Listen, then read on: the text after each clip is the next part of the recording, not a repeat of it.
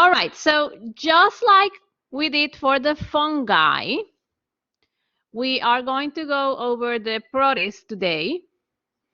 And what I will try to do is give you some, just think of them as hints, so that you can have some clues as to how to recognize some of these organisms under the microscope. Now, to be fair, in a parasitology lab, most of the samples that are received are going to be blood samples and stool samples, mostly stool. And slides are prepared so that the technicians spend hours looking through slides, looking for cysts or trophozoites or of protists. So this is really the way we identify these infections.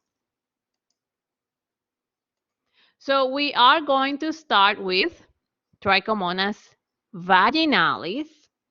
So a patient may go to the doctor with maybe some inflammation in the cervix, maybe some discomfort while urinating, because they actually have these sexually transmitted protists, Trichomonas vaginalis. Now, usually what's done is that with a swab, a sample of the vaginal fluids are transferred to a slide, and then that gets looked at under the microscope right then.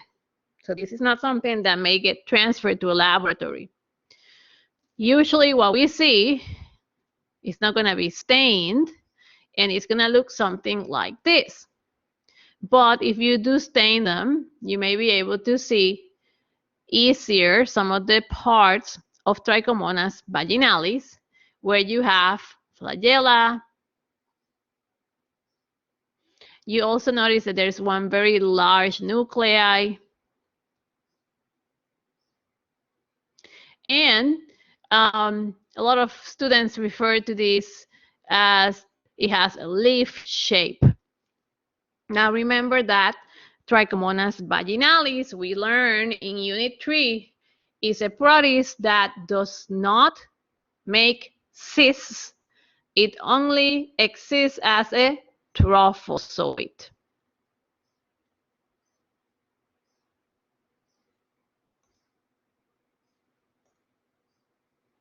Next, we're going to look at Giardia lamblia. Now, Giardia can be in nature, in the environment, as a cyst or as a trophozoite. Now, notice that there's a lot of debris in the background here. Now, this is because these are stool samples that were stained to increase contrast under the microscope. So there's a lot of organic material there besides the cyst or the trophozoite like you see here.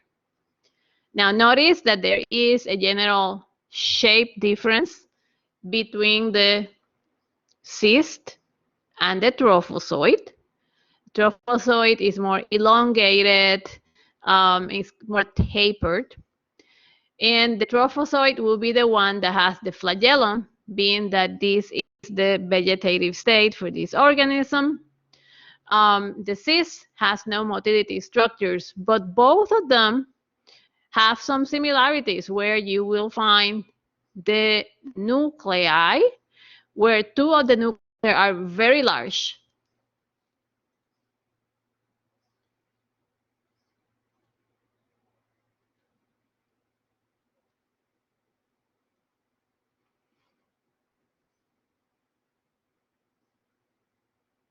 Are there any questions so far?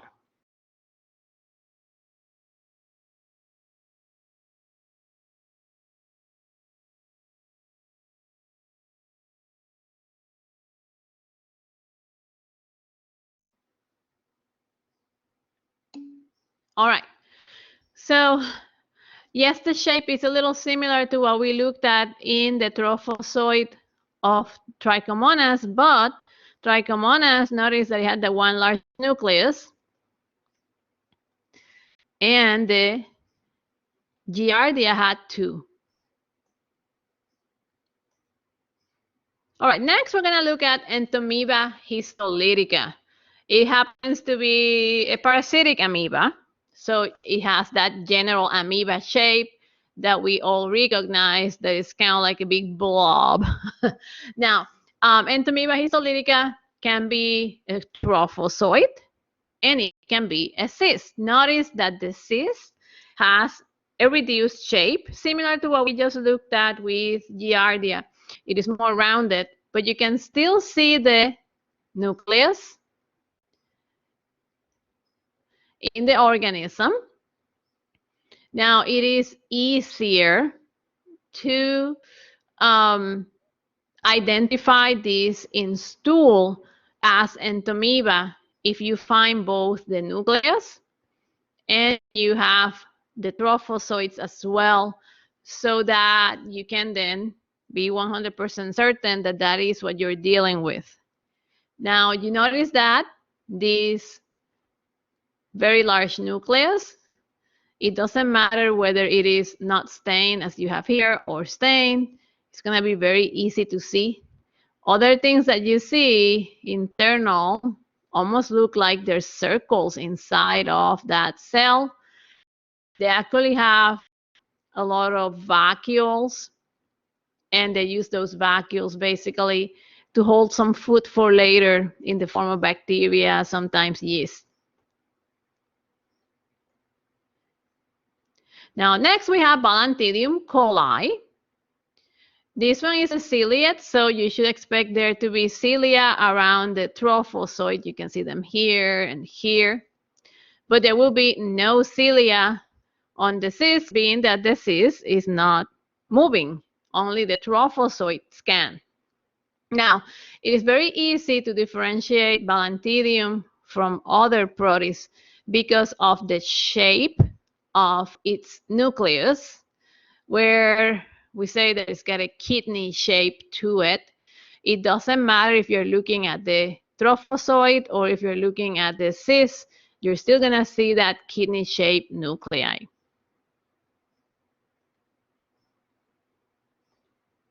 All right, now, the next that we're going to look at is Trypanosoma brucei.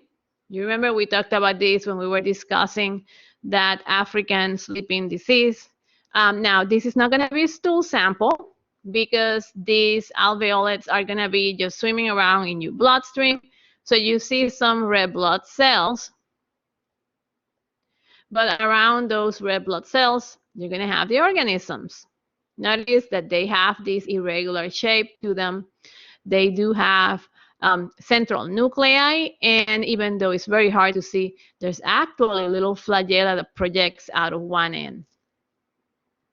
So these ones are not rounded like the ones that we were looking at earlier. These ones are more elongated. Now what you have here is basically just clump of the protist that causes leishmaniasis.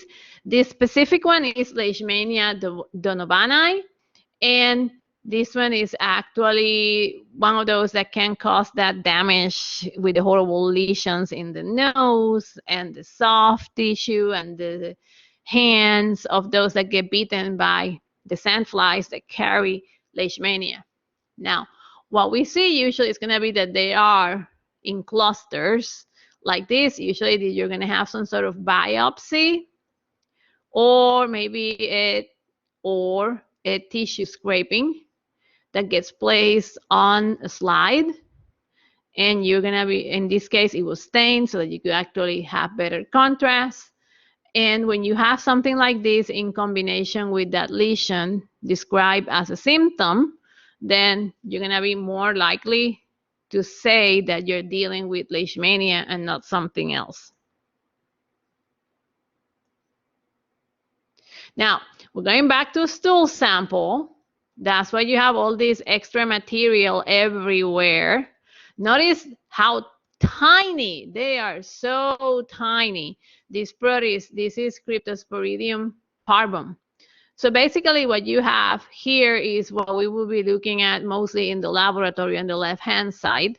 What we're looking for is the oocysts of Cryptosporidium parvum in patients that have watery diarrhea.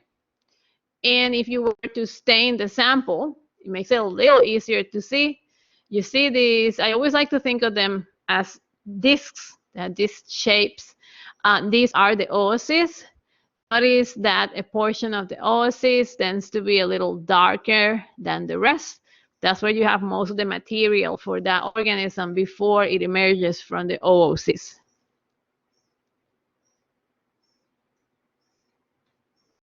All right, then we have Toxoplasma gondii. We have not talked about toxoplasmosis yet.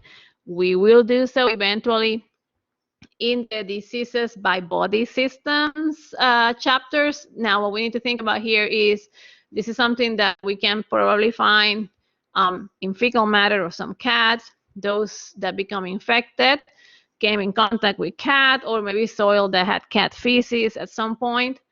This is the one that we tell pregnant women about so that they're very careful and they wash their hands thoroughly when they're cleaning the litter boxes. Now, this is what it looks like under the microscope when it's been stained. Notice that they're kind of like, they're elongated, similar to what we looked at in the alveolate, but they tend to be tapered. So they're much shorter, they're smaller in size, for sure. And we tend to find them in clusters as well. Now, it is completely possible to look at a biopsy of muscle, where you find a lot of them clumped together, like similar to what we looked at in that leishmania sample.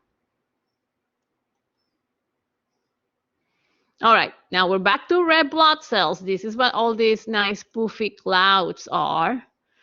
But what I want you to look at is inside the cells. Notice that there look to be what look like rings inside some of the cells. Now, this ring here is kind of broken, and the cell is about to explode anyway, it's about to lyse. What you have there is Plasmodium. And Plasmodium comes in with a mosquito bite and very easily eventually ends up in red blood cells after it lives in the liver for a little bit. What we do is that we take a blood sample and we prepare a blood smear and we examine that blood smear under the microscope. What we are looking for is the parasite, Plasmodium, inside those red blood cells. So those little rings are going to be the parasite. Sometimes when the cells are about to die, notice that this one is empty. You may even see them emerging from the cell. They're no longer going to have that ring shape, but this is the easiest way to diagnose them. If somebody has malaria, they're going to have Plasmodium inside their red blood cells.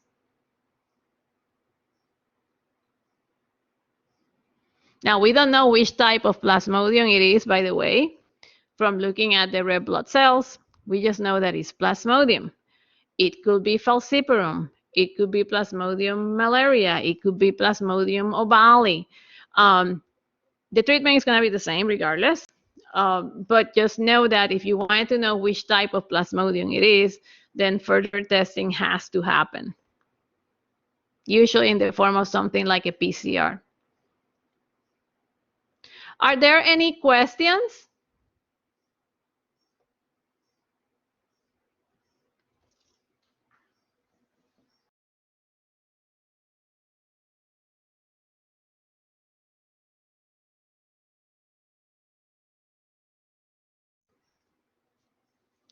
So like I told you last week, we have more today to add.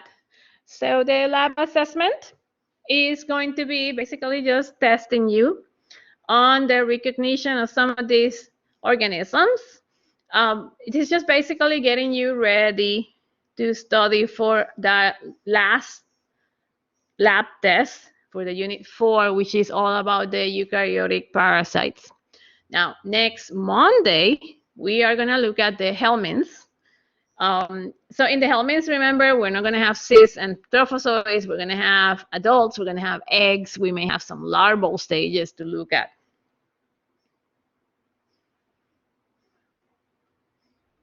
Now, this is all I have for you for lab today. So are there any questions?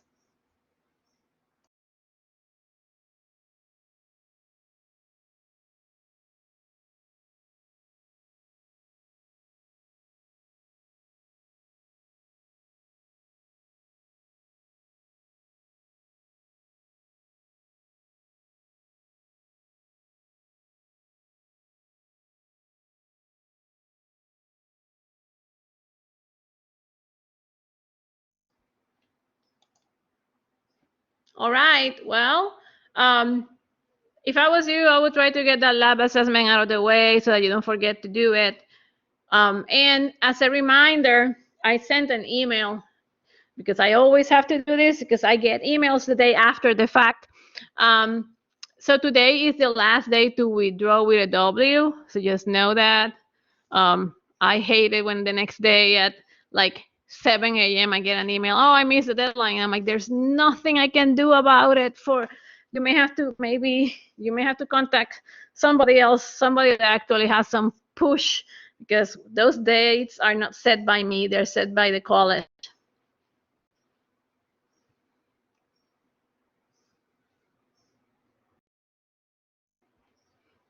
All right. Have a good rest of your day. I will see you on Wednesday.